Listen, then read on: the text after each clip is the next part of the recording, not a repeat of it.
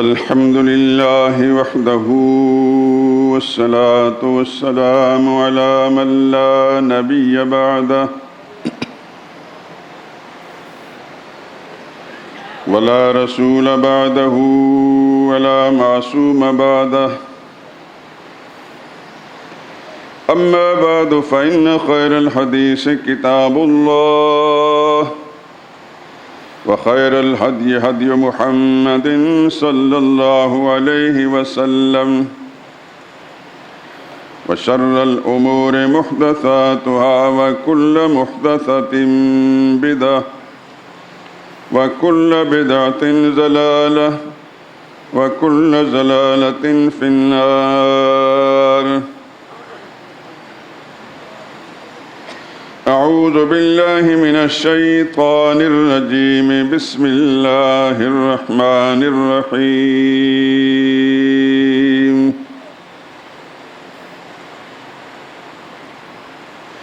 قل يا أيها الناس إني رسول الله إليكم جميعا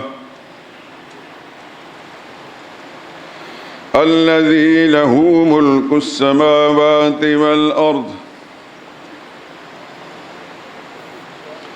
لا إله إلا هو يحيي ويميت فآمنوا بالله ورسوله النبي الأمي الذي يؤمن بالله وكلماته واتبعوه لعلكم تهتدون.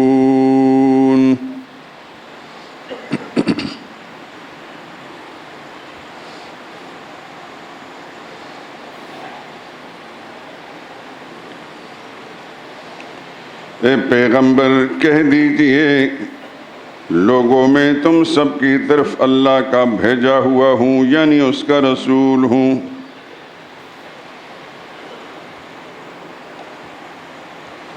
وہ جو آسمان اور زمین کا بادشاہ ہے،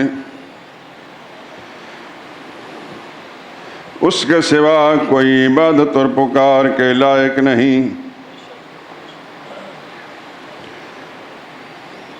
وہی زندگی بخشتا ہے، وہی موت دیتا ہے.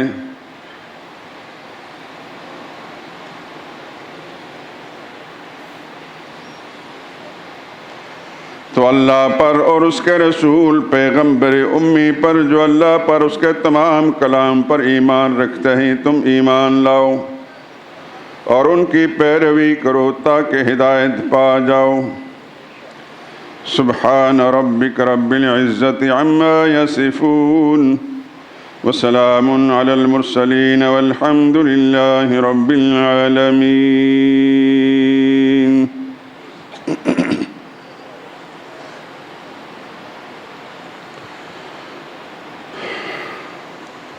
درود پاک پڑھ لیں.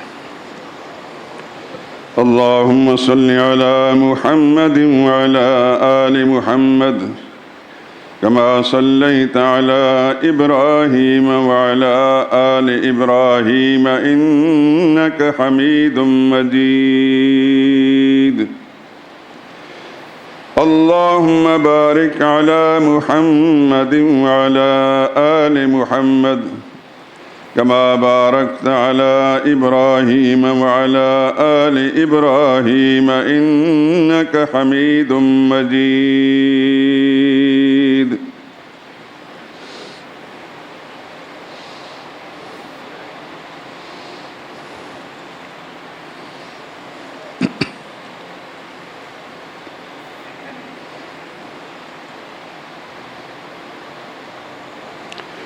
خداوندہ شہنشاہ زمین و آسمان تو ہے.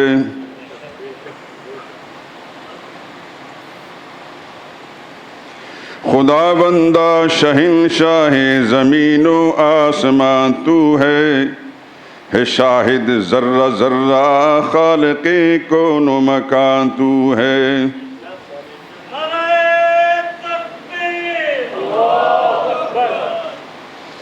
تیرا ہمسر نہیں کوئی، تیرا ثانی نہیں کوئی، ازل سے تا ابد یکتا اکیلا جاویداں تو ہے۔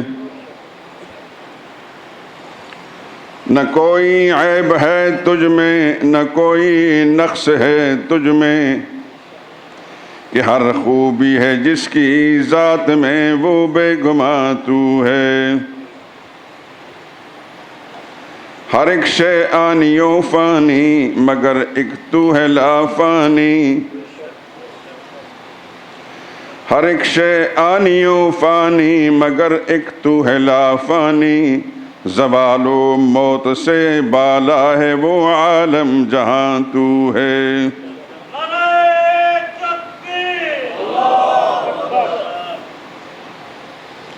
تو سنتا دیکھتا ہے جانتا ہے بات سینے کی، اگرچہ عرش پر بیٹھا ہے لیکن لامکاں تو ہے۔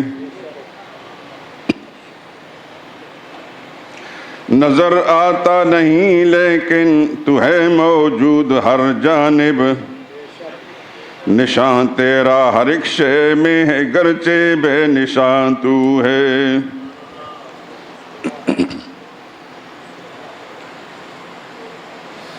ہمارا مالک و آقا، ہمارا والی و مولا، سمندر ہو کے صحرا ہر جگہ ایک پاسباں تو ہے۔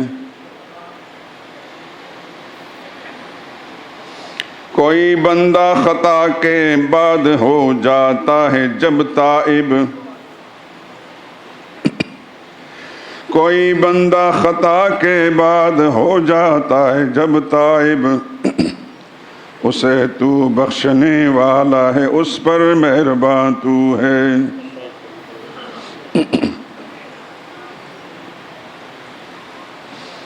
میرے مولا رفیق بے نوا تجھ کو کہاں ڈھونڈے،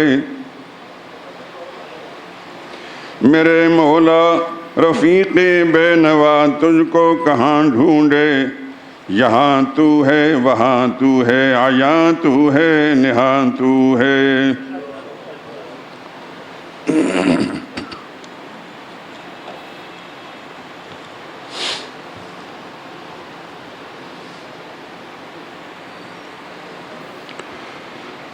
بزرگان محترم، برادران عزیز،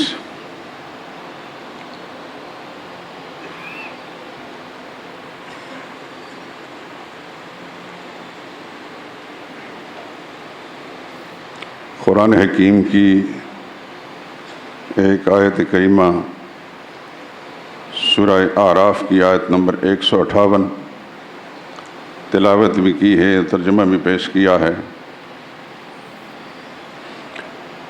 اسی ہی کی روشنی میں انشاءاللہ بات ہوگی، لیکن چونکہ رمضان مبارک آنے ہی والا ہے، اس لیے کچھ چند باتیں اس سے متعلق بھی آپ کی خدمت میں پیش کرنی ہیں۔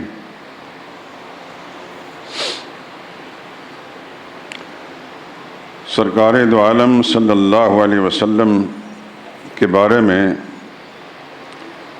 ایک صحابی حضرت سلمان کہتے ہیں کہ سرور عالم صلی اللہ علیہ وسلم نے شعبان کے آخری دن ہمیں خطبہ دیا اور ارشاد فرمایا، ایھا الناس قد ظلکم شہر عظیم، ایک بہت عظمت والا مہینہ تم پر سایہ ڈالنے والا ہے۔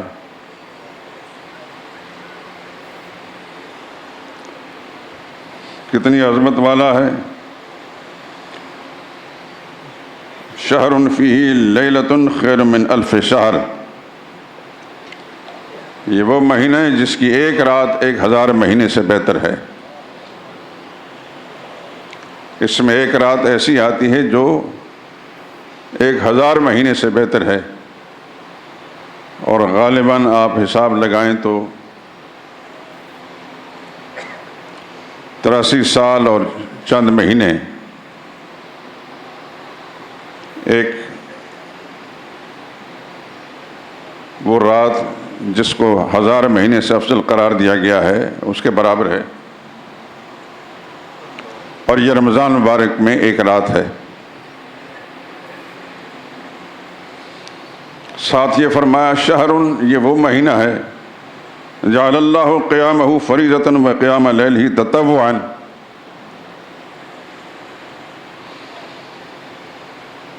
یہ وہ مہینہ ہے جس کے روزے کو اللہ نے فرض قرار دیا ہے اور رات کے قیام کو ثواب کا کام قرار دیا گیا ہے۔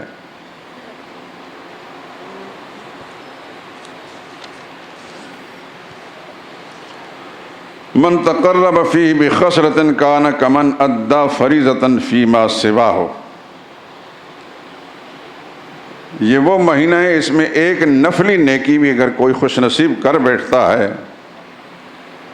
تو اس کو اتنا اجر ملتا ہے جتنا کہ غیر رمضان کا فرض ادا کرنے کا ملتا ہے۔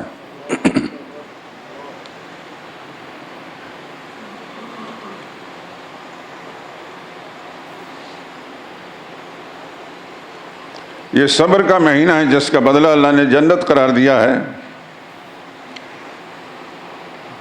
اور غمخواری کا مہینہ ہے، ہر مسلمان دوسرے کی خیر خواہی اور غمخواری کا کام کرے۔ یہ وہ ماہ مبارک ہے جس میں مومن کا اللہ رزق بڑھا دیتے ہیں۔ میں نے بارہا اس پر غور کیا، کیا رمضان کے مہینے میں افطار کے وقت جو نعمتیں اللہ آپ کو عطا کرتے ہیں غیر رمضان میں آپ کوشش کرنے کے باوجود یہ کچھ کر سکتے ہیں؟ یہ رمضان کی برکات ہیں، غیر ارادی طور پر اللہ تعالیٰ افطار کے وقت وہ نعمتیں ہر مسلمان کو دے دیتے ہیں جو غیر رمضان میں کوشش کے باوجود بھی نصیب نہیں ہوتی۔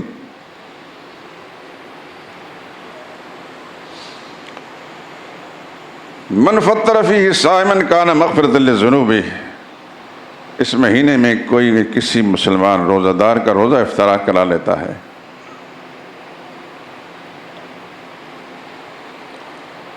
اور اس کو اللہ پاک اس کے بدلے میں 3 نعمتیں دیتے ہیں۔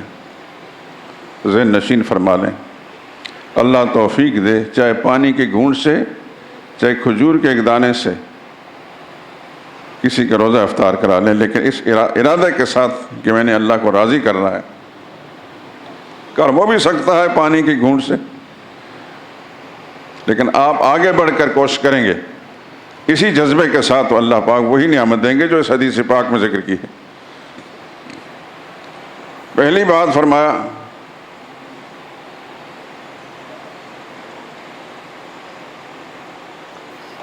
کان مغفرۃ لذنوبہ، پہلی نعمت یہ ملتی ہے کہ جو کسی روزہ دار کو روزہ افطار کرتا ہے اللہ اس کے گناہوں کو معاف کر دیتا ہے۔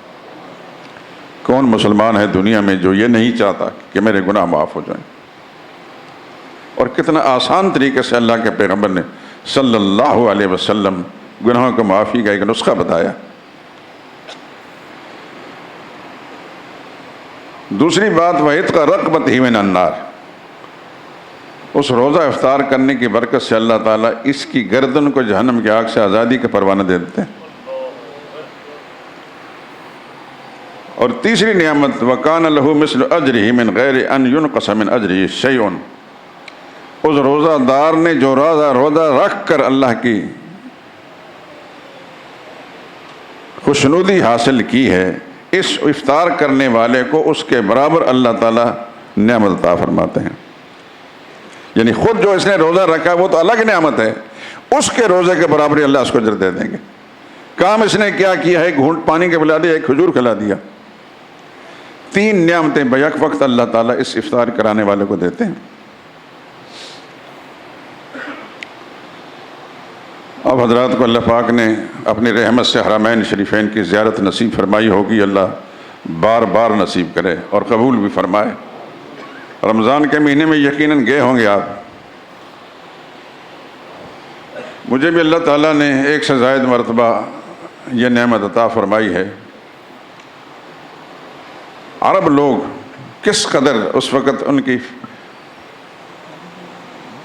فیاضی کے دروازے کھل جاتے ہیں، دریا بہتے ہیں، کس طرح حرمین شریفین کے صفوں کے درمیان دسترخوان بچھتے ہیں اور کیا کیا نعمتیں اس وقت نہیں ہوتی. اور آپ نے یہ بھی دیکھا ہوگا، میں نے خاص طور پر مدینہ طیبہ میں مسجد نبوی میں دیکھا کہ عرب لوگوں نے رمضان کے مہینے میں ہر ملک کے باشندے، جو اردو جاننے والا ہے یا بنگالی جاننے والا ہے یا پشتو جاننے والا ہے یا دوسری زبان والا ہے، ایک مہینے کے لیے انہوں نے ملازمہ رکھے ہوتے ہیں. ڈیوٹی ان کی یہ ہے کہ اپنی زبان، اپنے ملک کے لوگوں کو ہمارے دسترخوان پر آپ نے لانا ہے. وہ پکڑ پکڑ کر باہر سے وہ دیکھ لیتے ہیں. اب ہم سلوار قمیض والے لوگ ہیں، ہمارا جو پاکستانی ہے ہمیں ہی پکڑ کے لے جائے گا. وہ منتر لے کر کے اپنے مالک کے دسترخوان پر لے جاتا ہے.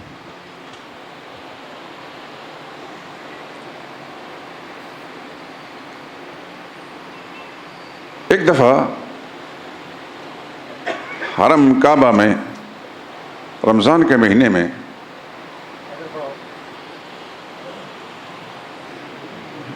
افطار کا وقت تھا، تو جس طرف میزنہ ہے جہاں مؤذن اذان دیتا ہے، اب تو شاید تبدیلی آ گئی ہوگی، اس جگہ بڑی مشکل سے جگہ ملی شام کے وقت. میرے ساتھ ایک مصری بیٹھا تھا، وہ قرآن حکیم کی تلاوت کر رہا تھا اونچی آواز سے، لیکن ہر سطر میں 2-4 غلطیاں کرتا تھا. پہلے تو میں کچھ خاموش رہا، لیکن پھر خاموش نہ رہ سکا. میں نے کہا اس غلطی پر خاموشی رہنا یہ جرم اور گناہ ہے. ساتھ ساتھ میں اصلاح کرتا رہا، وہ اصلاح لیتا رہا. اس نے کوئی برا نہیں منایا. آدھ پون پارا اس نے اس طرح پڑھا، میں خاموش بیٹھا رہا افطار کے وقت کے قریب تک. تو جب اس نے قرآن کریم تلاوت بند کی تو میں نے اس سے پوچھا کہاں کے رہنے والے ہیں؟ جو چھوٹی موٹی عربی ہمیں آتی ہے. اس نے کہا میں مصر کا رہنے والا ہوں.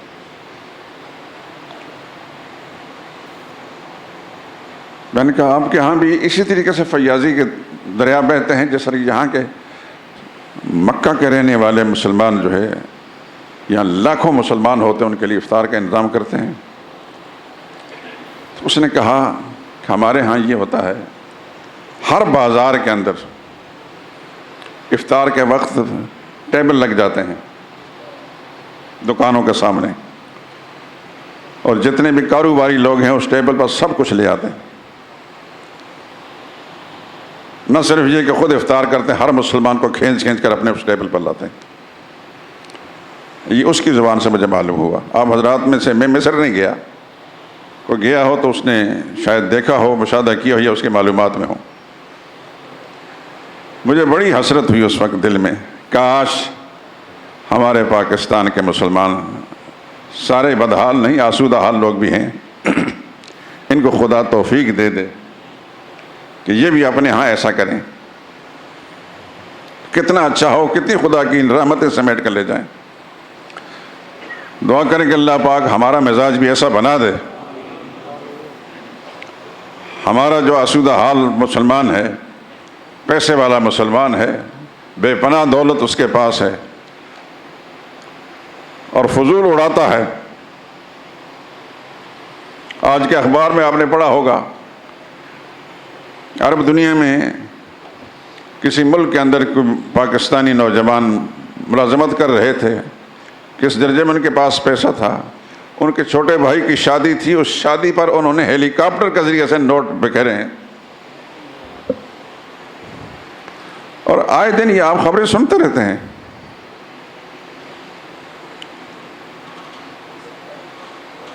جو ہمارے لیے نہایت حیران کون ہوتا، کتنا پیسہ ہے ان لوگوں کے پاس، کتنی دولت ہے. خدا ان لوگوں کو یہ توفیق دے دے، ان کی سوچ کو مثبت بنا دے کہ یہ بھی اس طرح کے خیر کا کام کرے. اس پیسے کو جو ان کے لیے وبال بنتا ہے وہ خدا کی رحمت کا سبب بن جائے. ظاہر بات ہے کہ جب پیسے کو اسراف کریں گے، اسراف بھی نہیں یہ بلکہ تبذیر ہے. اور قرآن کہتا ہے ان المبذرین کانوا اخوان الشیاطین. فضول خرچ، تبذیر کہتے ہیں فضول خرچے کو. جو خرچ کی جگہ نہیں ہے اس کو تبذیر کہتے ہیں. جو خرچ کی جگہ ہے لیکن اس میں ضرورت سے زیادہ خرچ کرتا ہے اس کو اسراف کہتے ہیں۔ مثال کے طور پر ایک آدمی 2-3 ہزار روپے کا سوٹ بنا سکتا ہے، اچھے سے اچھا بن جاتا ہے، لیکن وہ اگر 20,000 روپے کا سوٹ بناتا ہے شلوار قمیض تو یہ اسراف ہے۔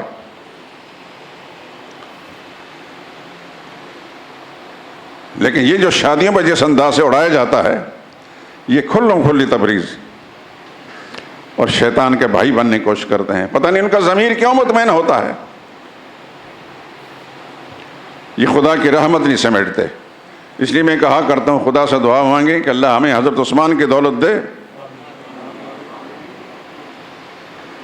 حضرت عبد الرحمن بن عوف کی دولت دے، قارون کی دولت نہ دے، جس کے بارے میں اللہ نے فرمایا فَخَسَفْنَا بِهِ وَبِدَارِهِ الْأَرْضِ۔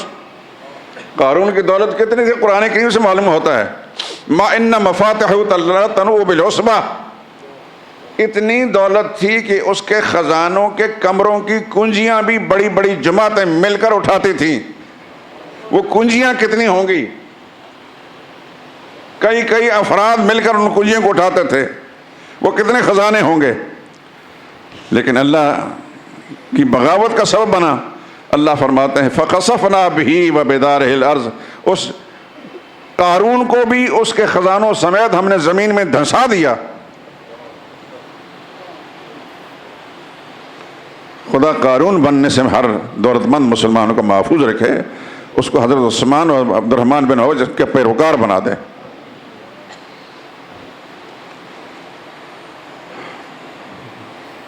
تو ایک صحابہ نے پوچھا یا رسول اللہ ہمارے پاس اتنا تو کچھ ہوتا نہیں کہ کسی کے افطار، ان کا مقصد یہ تھا کہ شاید پیٹ بھر کر کھانا کھلانا۔ رسول اللہ نے فرمایا پیٹ بھر کر کھانا کھلانا مطلب جو ایک کھجور کا دانہ کھلا دیتا ہے یا پانی کے گھونٹ پلا دیتا ہے یا لسی کی گھونٹ پلا دیتا ہے اس کو بھی خدا ہی اجر دیتے ہیں، یہ 3 نعمتیں اس کو ملیں گی۔ ابھی سے عزم کر رہے ہیں میرے دوستو، اللہ پاک نے جس کو بھی کچھ وسائل دیے ہیں ابھی سے عزم کر لے کہ ہم نہیں کرنا ہے۔ توفیق سب کے، جب نیت درست ہوتی ہے تو خدا کے توفیق بھی شامل حال ہو جاتی ہے۔ رمضان المبارک آنے والا ہے، اگلے رمضان کی اللہ ہی جانتا ہے کون ہوگا کون نہیں ہوگا، اس کا بھی پتہ نہیں، لیکن جس کو یہ نصیب ہو جائے تو اسے فائدہ اٹھائیں۔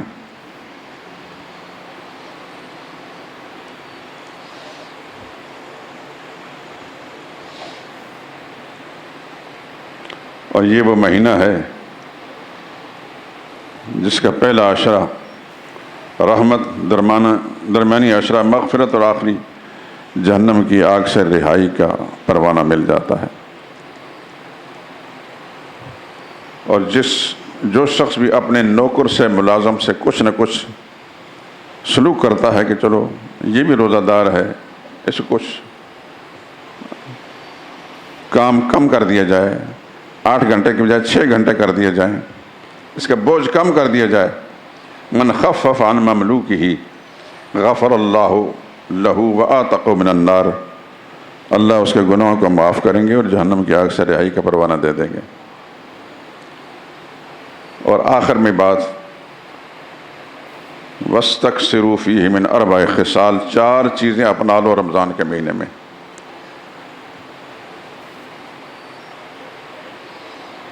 خصلتیں 2 خصلتیں، 2 عادتیں ایسی ہیں جس سے تم اپنے رب کو راضی کر سکتے ہو، اور 2 وہ ہیں جن کی تمہیں خود ضرورت ہے،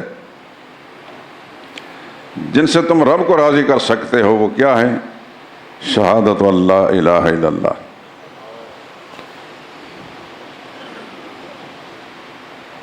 کلمہ توحید کا کثرت سے تکرار ہے، کلمہ شہادت سے کثرت سے اس کا تکرار کرنا، یعنی بار بار اس بات کی شہادت دینا کہ میں گواہی دیتا ہوں کہ اللہ کے سوا کوئی بات کے لائق نہیں۔ یہ سب چیزیں لیکن نوٹ کی جاتی ہیں، اس سے اپنے رب کو راضی کرتے ہو۔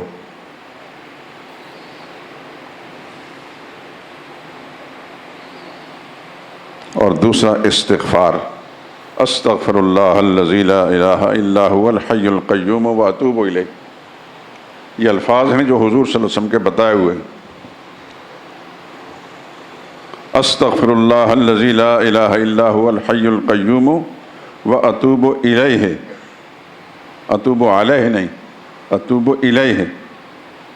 یہ دو چیزیں ہیں جس سے تم اپنے رب کو راضی کرتے ہیں. رمضان کے مہینے میں سے کثرت کیا کرو. دکان پر بیٹھے ہو، گھر میں بیٹھے ہو، راستے میں چل رہے ہو، کو زبان پر تو کسی کا پہرا نہیں لگا ہوا،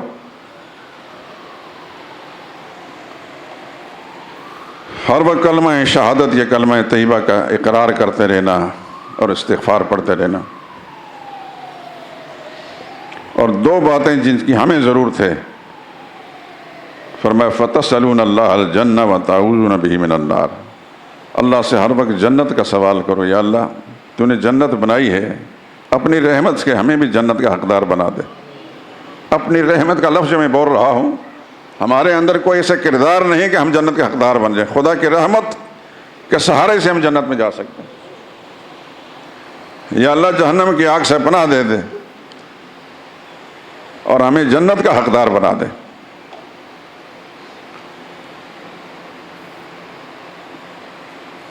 اور ایک بات اور ذہن نشین فرما لیں، رمضان کا مہینہ جب آتا ہے تو بہت سے لوگ خوئے بدرا بہانہ بسیار ڈاکٹر کے پاس چلے جاتے ہیں، نسخہ لکھتے ہیں کہ میں روزہ نہیں رکھ سکتا. یہ اس کو پتہ ہے، یہ اس کے رب کو پتہ ہے. ڈاکٹر سے ایسا نسخہ لکھوا لیا کریں کہ خدا کی پکڑ سے بچ جائیں.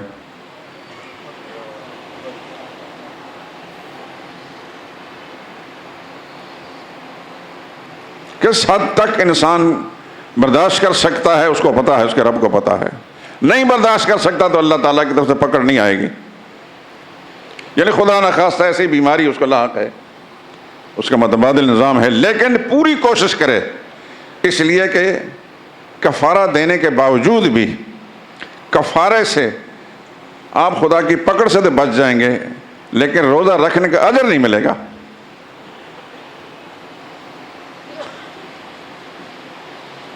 اور اس کو اس حدیث کی روح میں سمجھیں کہ حضور صلی اللہ علیہ وسلم نے فرمایا کہ رمضان کا مہینہ اگر کسی غفلت سے گزر گیا، ایک روزہ بھی اس نے اپنی غفلت سے لاپرواہی کے ساتھ روزہ کھا لیا، لم یقضہ صوم الدہر، ساری زندگی روزہ رکھ رکھ کر بھی اس ایک روزے کا اجر حاصل نہیں کر سکتا جو رمضان کے مہینے ملنا چاہیے تھا. اس واسطے سے ضائع نہ کریں، یہ خدا کی بڑی نعمت ہے میرے دوست. اپنے آپ کو ٹٹولیں، میں کتنے مشقت والے کام کر سکتا ہوں. ہم اپنے ذاتی معاملات کے لیے بہت ساری بھوک برداشت کرتے ہیں، اور آپ کو یہ پتا ہے کہ اللہ تعالیٰ کی مہربانی رحمت آ جاتی ہے. رمضان کے مہینے میں ٹھنڈی ہوائیں چل جاتی ہیں، بارشیں ہوتی ہیں، بغیر کسی استحقاق کے میرا رب ہم پر مہربانی کرتے ہیں. میرے دوستو، میری پھر درخواست ہے کہ رمضان کی اس نعمت سے فائدہ اٹھائیں، غفلت میں گزار نہ دیں. کیا پتہ کہ آئندہ رمضان ملے نہ ملے.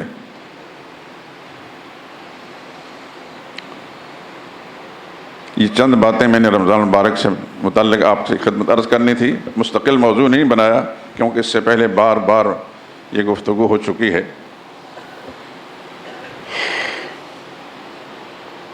پچھلے جمعے میں نے عرض کیا تھا اور آپ حضرات جانتے ہیں کہ رمضان مبارک کا پورا مہینہ اور اس کے بعد بھی جتنی اللہ کی توفیق شامل حال ہوتی ہے، ہم نے ایک ایسے دینی مسئلے کے لیے وقف کیا ہوتا ہے جو سارے دین کی بنیاد ہے، ہمارے اسلام کی بنیاد ہے. ہماری نماز کی قبولیت اس پر موقوف ہے، ہمارے روزوں کی قبولیت اس پر موقوف ہے، ہمارے حج اور عمرے اس پر موقوف ہیں، ہمارا طواف و اعتکاف اور قربانی اس پر، ہماری زکوٰۃ اس پر موقوف ہے. یعنی سارے اسلام کی یہ جڑ ہے، اسلام کی عمارت کی یہ جڑ ہے، بنیاد ہے. بنیاد کمزور ہو نا تو آسمان کی بلندی تک بھی عمارت لے جائیں وہ کسی وقت بھی گر سکتی ہے.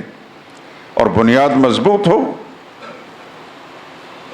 تو اس پر کتنی بھی منزلیں چڑھاتے رہیں مضبوطی رہتی ہے.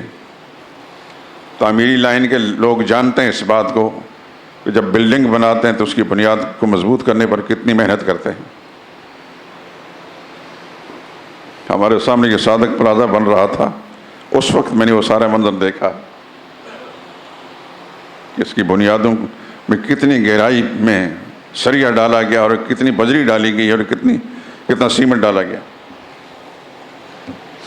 اس پر اتنی منزلیں اور بھی چڑھا دیں تو اس کو فرق نہیں پڑے گا.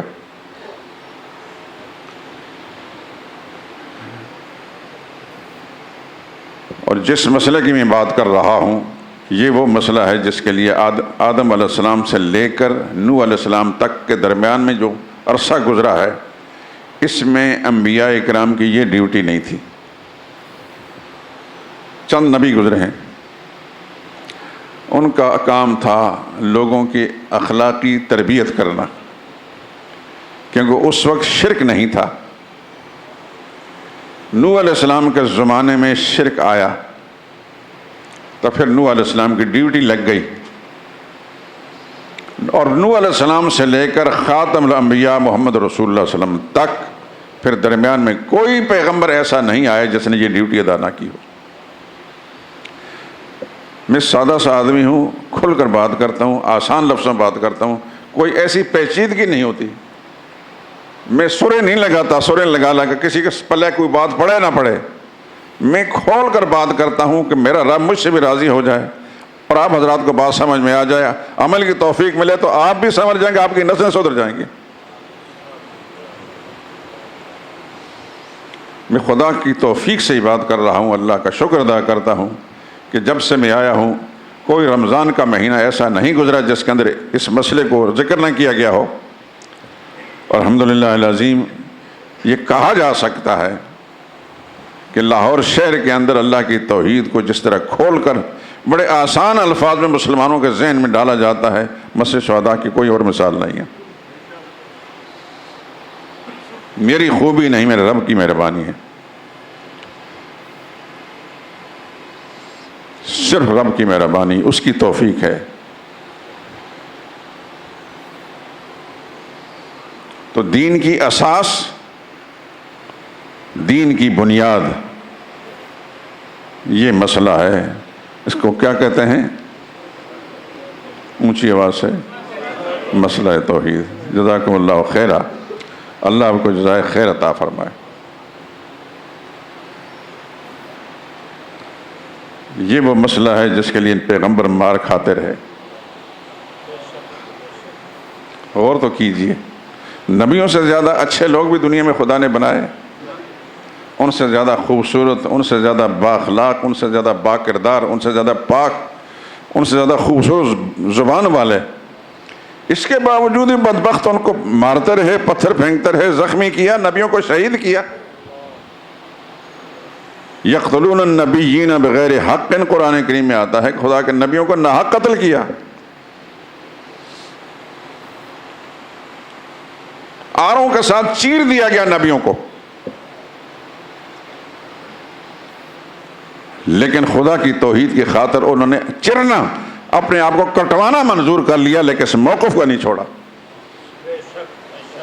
کیا محمد مصطفیٰ صلی اللہ علیہ وسلم نے جو ماریں کھائی ہیں، چاہے وہ مکہ شہر میں ہو، چاہے حرم شریف کے صحن میں ہو، چاہے طائف کے میدانوں میں ہو یا کسی اور علاقے میں، کیا یہ بات ڈھکی چھپی ہے؟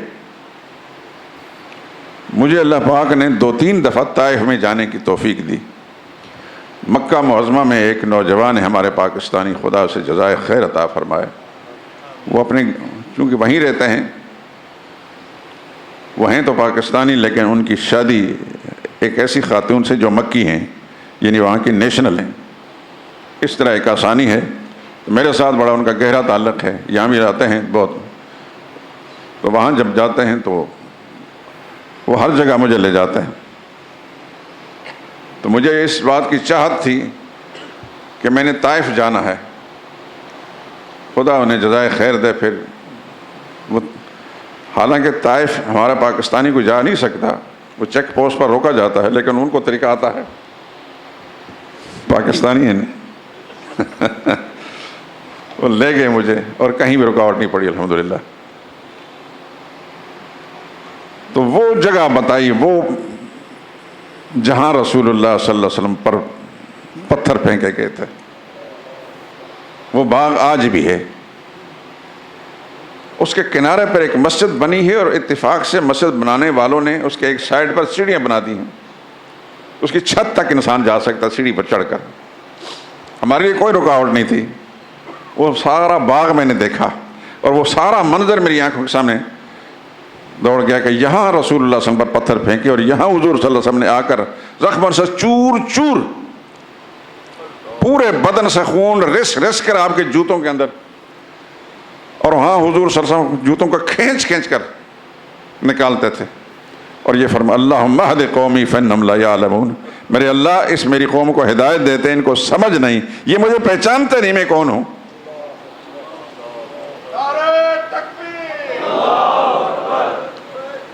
وہاں کا ایک منظر میں آپ بتاتا ہوں،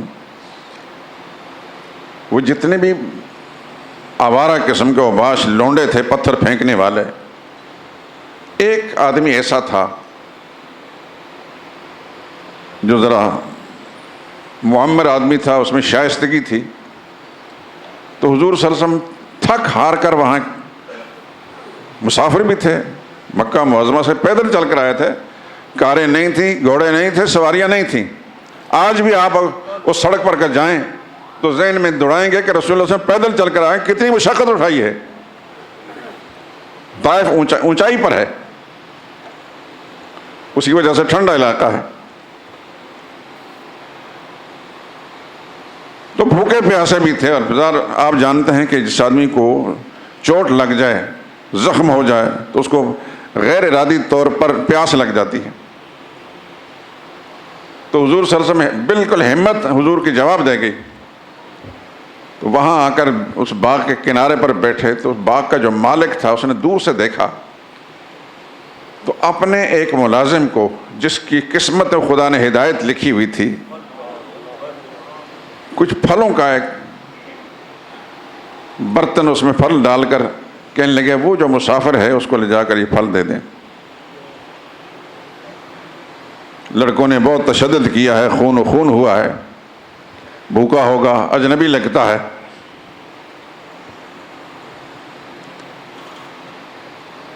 وہ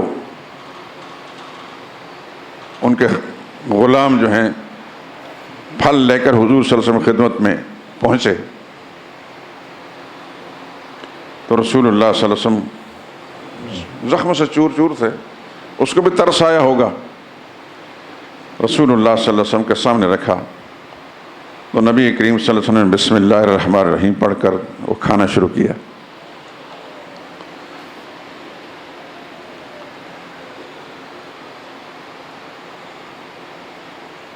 تو وہ آدمی حیران ہو کر حضور صلی اللہ علیہ وسلم کو دیکھنے لگا، وہ جو غلام تھا، کہنے لگے مسافر بھائی آپ کہاں کے رہنے والے ہیں، کون ہیں؟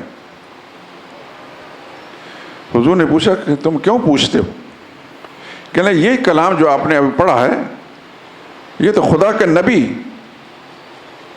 یہ خدا کے پیغمبر جو ہیں اس طرح پڑھتے ہیں۔ اور حضور نے فرمایا تم کہاں کے رہنے والے ہو؟ کہنے لگا میں نینوا کا رہنے والا ہوں، جہاں حضرت یونس علیہ السلام گزرے ہیں۔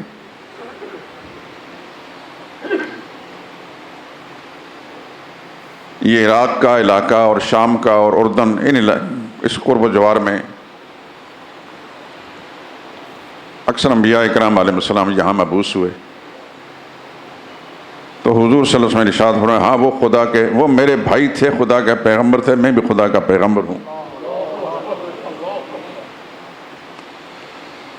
اللہ اکبر۔ جب یہ بات اس نے سنی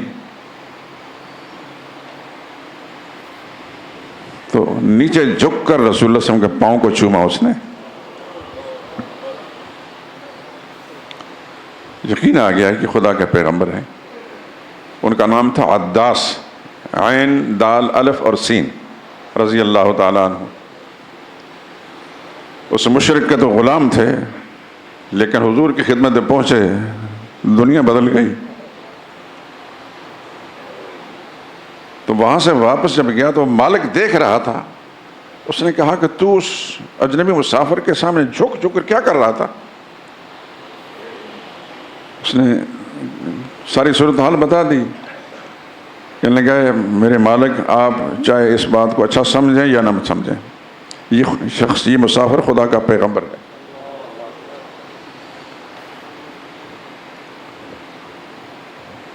اور اس نے اس بات کو کہا کہ کیا اول پھول بکتا ہے تو؟ اس نے عرض کیا کہ نہیں، ایسی بات نہیں، میں سچ کہتا ہوں، میں آپ کی ہمدردی سے بات کر رہا ہوں کہ اس کی مخالفت نہ کرنا، جو بھی شخص اس کی مخالفت کرے گا وہ تباہ برباد ہو جائے گا۔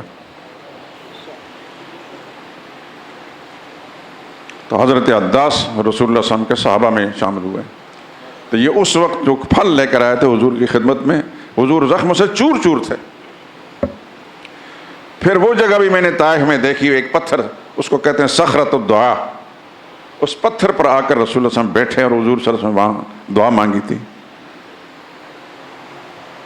تفصیلات کو چھوڑتا ہوں، میں کئی چیزیں دیکھی۔ طائف کے اندر میں اس مسجد کے پاس گیا جو حضرت عبداللہ ابن عباس رضی اللہ تعالیٰ عنہ کی مسجد شمال ہوتی ہے، اور ان کے ساتھ ہی ان کی قبر بھی ہے۔ وہاں ایک لائبریری ہے، تو میرے وہ ساتھی اس لائبریری مجھے لے گئے۔ تو میری سلوار قمیض تھی، آپ کو پتہ ہے کہ سلوار قمیض والوں کو تو لوگ کیا سمجھتے ہیں، عرب لوگ خاص طور پر، عربوں میں ایک برتری کا احساس ہوتا ہے، وہ ہمیں جاہل سمجھتے ہیں۔ کہنے اندر کہ وہ ایک نوجوان وہاں کا مدیر تھا، اس کے ساتھ الیگ سلیگ ہوئی، اس نے کعبہ منگا لیا جیسا عربوں کا ایک کلچر ہے۔ تو میں اس لائبریری کو دیکھتا رہا۔ میری عادت ہے، ساری زندگی کتابوں کی طرف میرا رجحان رہا ہے۔ تو میں نے دیکھا کچھ کتابیں صحیح تھیں اور کچھ ناقص تھیں۔ تو میں نے اس سے ایک بات پوچھی کہ آپ کہاں کا رہنے والے ہیں؟ کہنے لگا میں مکہ کا رہنے والا ہوں، مکہ شہر کا۔ سرکاری طور پر اس لائبریری کی ذمہ داری اس کو سونپی گئی تھی۔ میں نے کہا مکہ شہر کی تاریخ پر ایک کتاب لکھی ہے ایک آدمی نے، ابن زہیرہ، اس کتاب کا نام ہے جامع اللطیف۔ اب میری زبان سے سن کر نا وہ ہکا بکا رہ گیا، اور مجھے کہنے لگا یہ ان پڑھ سا آدمی لگتا ہے لیکن ایسی پتہ کی باتیں کر رہا ہے۔ میں نے کہا مکہ شہر کی تاریخ ہے پوری، اس میں پورے محلوں کا تذکرہ ہے کہ فلاں قبیلے کا محلہ کس طرف تھا، فلاں قبیلے کس طرف تھا۔ تو مجھے کہنے لگا واللہ ما سمعت الا اللہ کی قسم میں نے تو ابھی تک نہ اس کتاب کو دیکھا ہے نہ اس کا نام سنا ہے۔ میرے لیے بڑی حیرت کی بات تھی۔ خیر اس کو کچھ نہ کچھ اندازہ ہوا کہ یہ صاف جاہل نہیں ہوتے، کچھ باخبر بھی ہوتے ہیں۔ پھر اٹھ کر مجھے کہنے لگا کہ آپ ذرا میری لائبریری میرے ساتھ پھریں، دیکھیں کون سی کتاب صحیح ہے، کون سی نہیں ہے، کون سی ہونی چاہیے۔ میں نے پھر نشاندہی کی کہ فلاں کتاب بھی نہیں ہے، فلاں بھی نہیں ہے، فلاں بھی نہیں، فلاں بھی ہونی چاہیے۔ بڑا خوش ہوا۔ پھر اس نے کافی ساری اتنی کتابیں مجھے جو سرکاری طور پر وہاں تقسیم کی جاتی تھیں۔ تو عرض کرنے کا مقصد یہ تھا کہ نبی کریم صلی اللہ علیہ وسلم اللہ کی اس توحید کی خاطر کتنے پیدل چلے، کتنے پہاڑوں پر چڑھے۔ آج بھی آپ خدا توفیق دے طائف جب جائیں گے، آپ تو گاڑی میں جائیں گے، لیکن آپ زگ زیگ راستوں میں جب بلندی پر جائیں گے تو آپ کو اندازہ ہوگا کہ حضور نے کتنی مشقت اٹھائی، پیدل چلے۔ آج 1500 سال گزرنے کے بعد ساری سہولتیں موجود ہیں، وہاں اس وقت کچھ بھی نہیں تھا۔ نبی کریم صلی اللہ علیہ وسلم کتنا چل کر تھکاوٹ برداشت کی، بھوک برداشت کی، پیاس برداشت کی۔ اس وقت ساتھی بھی کوئی نہیں تھا، مار بھی کھائی، لیکن پیغمبر نے اپنا مشن نہیں چھوڑا۔ میں یہ کہنا چاہتا ہوں میرے دوستو، آج تو ہم بڑے آرام سے ممبر پر بیٹھ کر میں بات کر رہا ہوں، پیغمبر خدا صلی اللہ علیہ وسلم نے کیا کیا مشقت نہیں اٹھائی۔ آج اللہ کی مہربانی ہے، آپ بھی اس مسجد کے اندر بیٹھے ہیں، قالین پر بیٹھے ہیں۔ رسول اللہ صلی اللہ علیہ وسلم کس حالت کے اندر تھے کچھ انداز نہیں کر سکتے، لیکن یہ بات یاد رکھیں کہ پیغمبر نے یہ محنت نہ کی ہوتی، قربان نہیں ہوتے، تو آج میں اور آپ نہ میں اس ممبر پر بیٹھا ہوتا، نہ اس قالین پر آپ بیٹھے ہوتے، یہاں مسجد بھی شاید نہ ہوتی، کوئی مندر ہوتا یا کچھ اور چیز ہوتی۔ یہ رسول اللہ صلی اللہ علیہ وسلم کی قربانیوں کے نتیجے میں کہ میں اور آپ آسودگی کے ساتھ یہاں خدا کا پیغام سنا رہے ہیں۔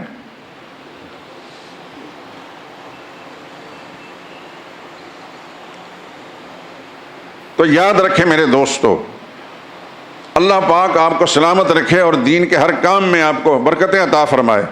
لیکن اس سے پہلے اچھی طرح سمجھ لیجئے، میں کھول کر بات کر رہا ہوں کیونکہ مر کا خدا کا سامنے جانا اور میرا رب مجھ سے ضرور پوچھے گا.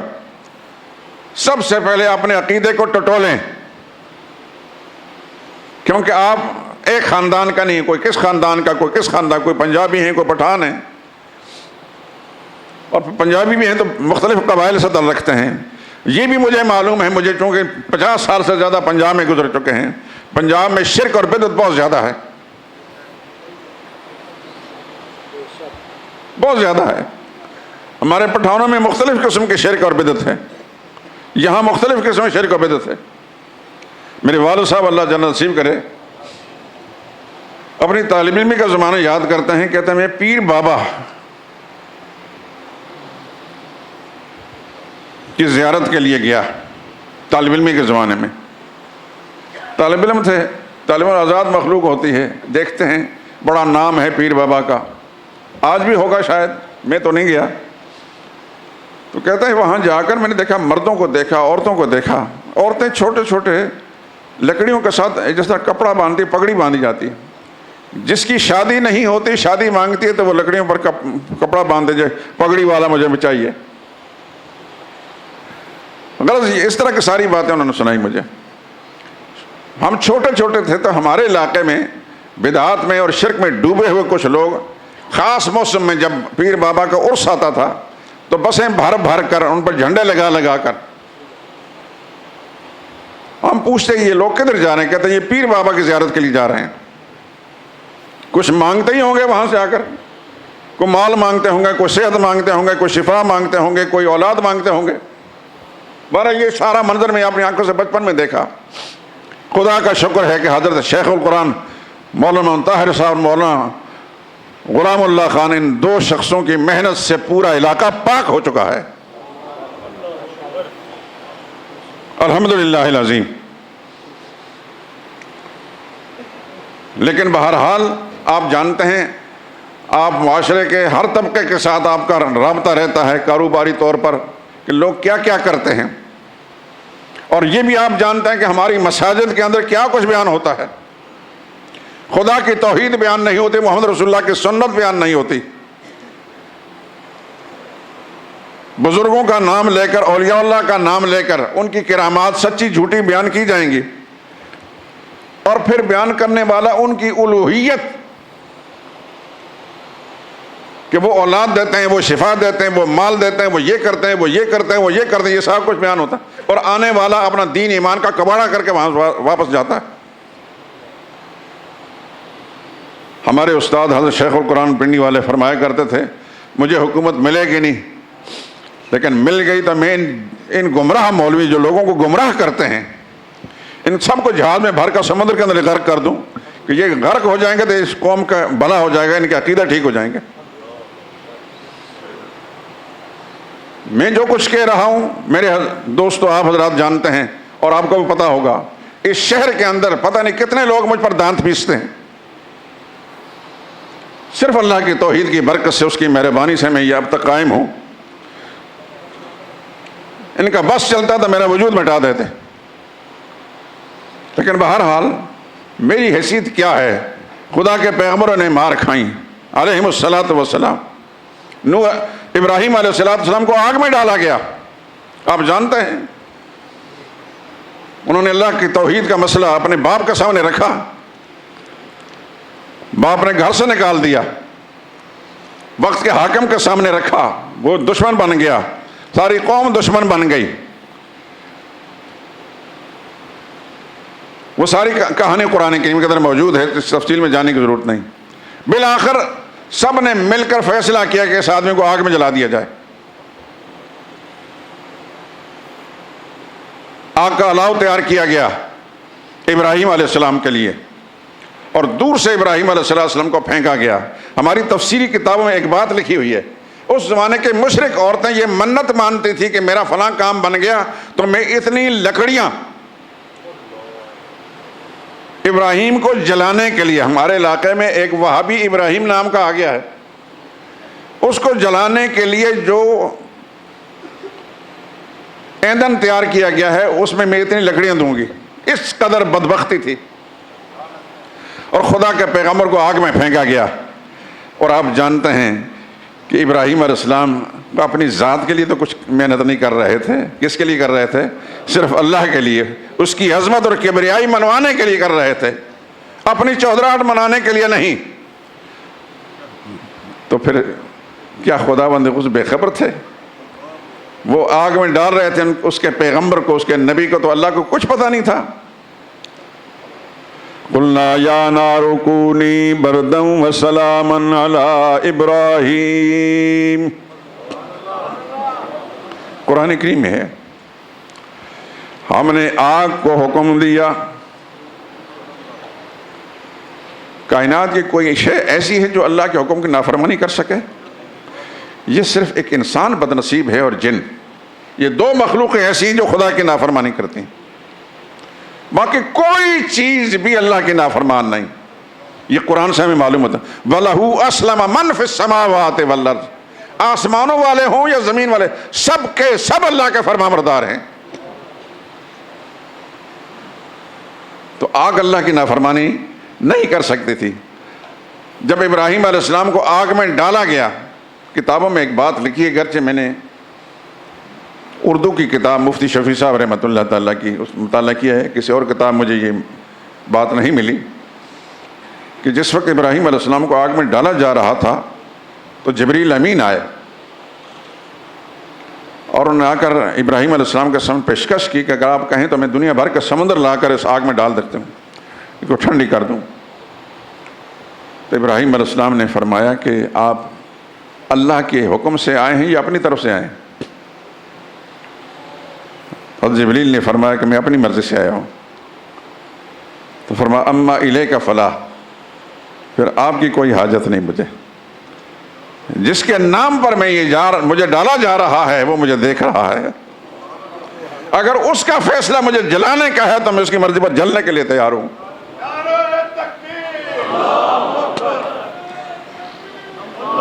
اللہ بے خبر نہیں تھے. قلنا یا نار کونی، ہم نے کہا یا نار اے آگ، کونی بردن، کونی بردن ٹھنڈی ہو جا،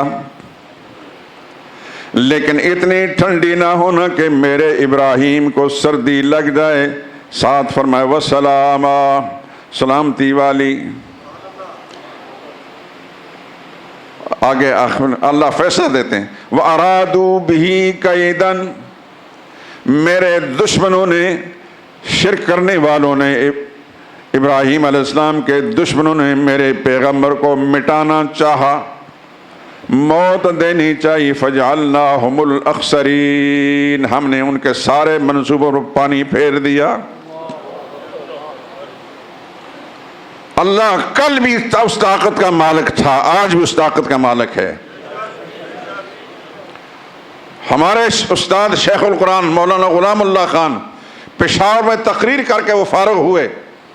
شاید ہم اس وقت تھے یا نہیں تھے، لیکن ہم نے ان کے گلے پر تقریباً 6 انچ لمبا نشان دیکھا تھا.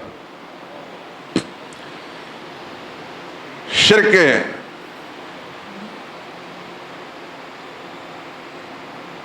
حامیوں نے ایک آدمی کی ڈیوٹی لگائی کہ تو کندھے دبانے کے بہانے سے، تقریر سے فارغ ہوئے، کوئی پاؤں دبا رہا ہے، کوئی کندھے دبا رہا ہے، تو کندھے دبانے کے بہانے سے اس طرح جیب میں رکھ کر جب آپ موقع پائیں تو اس طرح سے گردن کاٹ دیں. آپ جانتے ہیں کہ اس طرح کتنا تیز ہوتا ہے، لیکن زندگی اور موت کا مالک میرا رب ہے.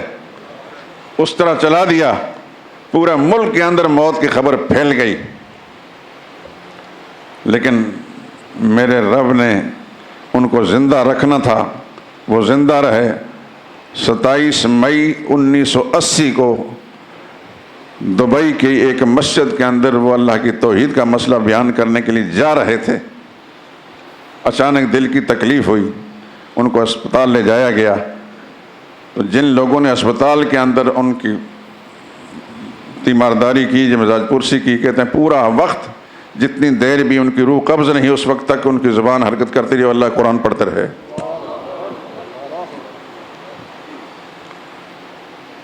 تو دشمن تو ہمیشہ اس کام کرتا ہے، لیکن بچانے والا زیادہ طاقتور ہے۔ ابراہیم علیہ السلام کو آگ میں جلا کر اس صفحہ سے مٹانا چاہتے تھے کہ یہ کام ہی ختم ہو جائے، میرے رب نے پھر ابراہیم علیہ السلام کے سر پر جو تاج رکھا وہ بھی قرآن کریم میں ہے۔ اذ ابتلی ابراہیم ربہ بکلمات فاتمہن، آزمایا میرے رب نے ابراہیم علیہ السلام کو کئی باتوں میں، وہ پہلے نمبر پر آیا ہر پرچے کے اندر۔ قال انی جاعلک للناس اماما، اللہ نے فرمایا اے ابراہیم میں پوری انسانیت کا آپ کو امام بنانے والا ہوں۔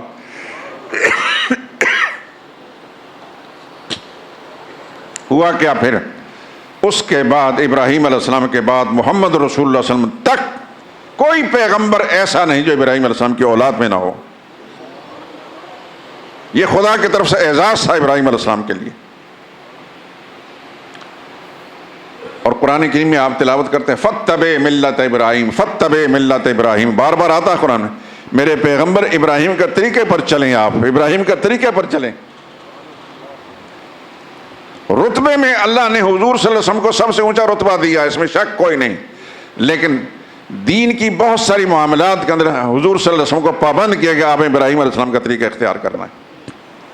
ان ابراہیم کان امۃ قانتا للہ،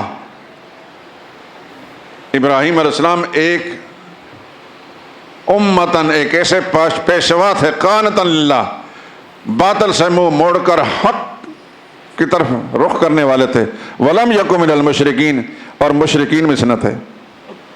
باپ مشرک، قوم مشرک، حکومت مشرک، سب کو چھوڑ دیا، خدا کو نہیں چھوڑا۔ ابراہیم علیہ السلام کئی ہزار سال پہلے دنیا میں گزرے ہیں، آج بھی ان کا تذکرہ ہو رہا ہے۔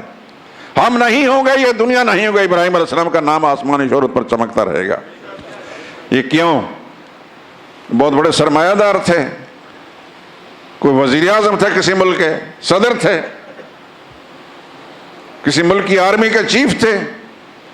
نہیں، وہ خدا کے پیغمبر تھے، موحد اعظم تھے، خدا کی توحید کی خاطر آگ میں کود گئے، خدا کی توحید کو نہیں چھوڑا۔ یہ ہے وہ مسئلہ میرے دوستو جو میرے لیے بھی ہے اور آپ کے لیے بھی ہے۔ کچھ بھی ہو جائے، سارا خاندان مخالف ہوتا ہے، گوارا کر لیں، رب کو ناراض نہ کریں۔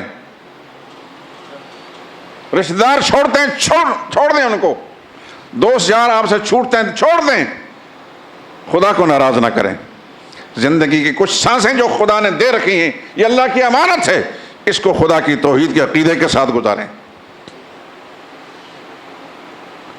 اللہ واحد لا شریک ہے۔ توحید کسے کہتے ہیں؟ اللہ واحد اکیلا ہے، لا شریک، اس کا کوئی حصہ دار نہیں ہے۔ کس کس چیز میں؟ نہ ذات میں حصہ دار ہے، نہ صفات میں حصہ دار ہے، نہ حقوق میں حصہ دار ہے، نہ اختیارات میں حصہ دار ہے۔ یہ چار چیزیں اس سے پہلے سنتے رہیں، انشاءاللہ میں کھولوں گا ان ساری باتوں کو۔ آج تو تمہید ہے۔ آپ جب کہتے ہیں اشہد ان لا الہ الا اللہ، میں گواہی دیتا ہوں کہ اللہ کے سوا کوئی اور الہ نہیں ہے، وحدہ، وہ اکیلا ہے، لا شریک لہ، اس کا کوئی حصہ دار شریک نہیں ہے۔ تو اس کا یہی مطلب ہے کہ اللہ اپنی تمام خصوصیات میں واحد اکیلا ہے، لا شریک، اس کا کوئی حصہ دار نہیں ہے، نہ آسمان والوں سے کوئی حصہ دار ہے، نہ زمین والوں سے کوئی حصہ دار ہے۔ اللہ واحد لا شریک ہے۔ اس کے نام پر نبیوں نے ماریں کھائی ہیں، اس کی خوشنودی کی خاطر جان قربان کی ہے، اس کی خوشنودی کی خاطر علاقے چھوڑے ہیں، رشتہ دار چھوڑے ہیں، دوست یار چھوڑے ہیں، بڑی بڑی قربانیاں دیں، اس کو ناراض نہیں کیا۔ احد کے میدان میں پیغمبر صلی اللہ علیہ وسلم کے دانت ٹوٹے کہ نہیں ٹوٹے ہیں؟ نبی کریم صلی اللہ علیہ وسلم کا چہرہ انور لہو لہار ہوا کہ نہیں ہوا؟ آپ گڑھے میں گر گئے۔ یہ ساری قربانیاں کس کے لیے دی جا رہی تھیں؟ صرف اللہ کے لیے، اللہ کی توحید کی خاطر۔ آج اسی پر اختفا کرتے ہیں۔ سبحانک اللہم و بحمدک، لا الہ الا انت، استغفرک۔